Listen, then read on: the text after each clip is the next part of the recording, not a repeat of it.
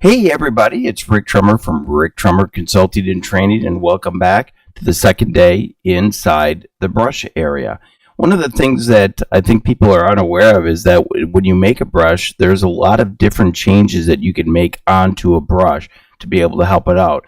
If you remember yesterday, we made basically it was a signature brush.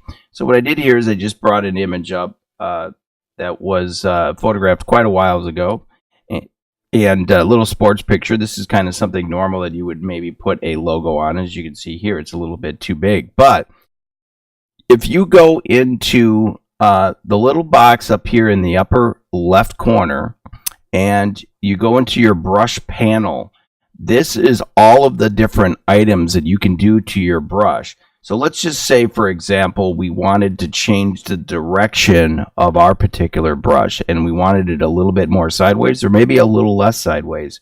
If you just click into the brush tip shape, what you can do is you've got your angle right here and you can change the angle. So if you wanted a little bit more angle, you can add some angle to it.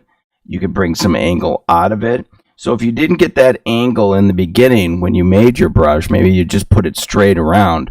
Or straight across. What you can do is you can change the angle here very quickly and be able to accommodate any of those different markings that you're going to be able to do.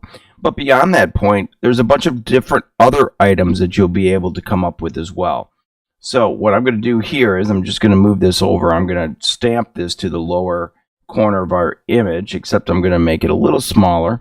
And I'm just going to click a little darker shade here. We'll just go with a little lighter when we have it here. And then, of course, I would just stamp it in the lower corner that we can do with that. So with that in mind, let's take a look at some of the other things that you can do inside the brush area. You can change your shape dynamics. So as you can see here down below, from any brush that we select, let's just grab a different brush here, maybe one that has a little bit more of a scattered technique on it. And now let's go into our brush section. When you go into your brush dynamics, you can see down in the lower portion of this how the brush is going to react. And as you move your, let's say your jittering or your diameter, you can see how the dynamics of the brush will change dramatically in each of these areas. This is a great way for you to take one of your brushes and change it up completely different.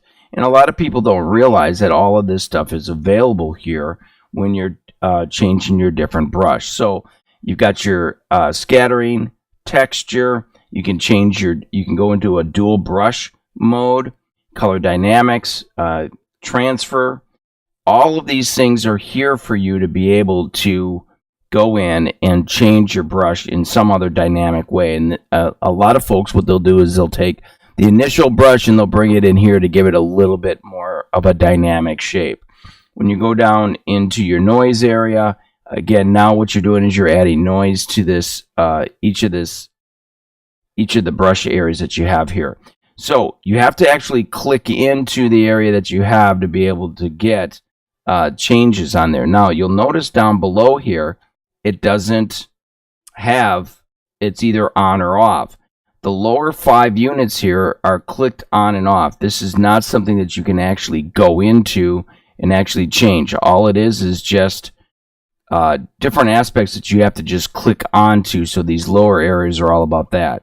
Here, if you're going to be changing something, you'll actually want to actually click on the actual area here. And this is where you'll get all of your controls to be able to come up. So once you've created that very dynamic brush that you have, you can come in here and actually create and make a completely different tip and shape inside the brush preset area after you've created that very, very cool brush. Now, with that in mind, let's go up here again, and when you do click into your brush area, over here on the right hand side, you'll notice that you have a bunch of pre-done brushes that are sitting inside Photoshop that are ready to be brought up.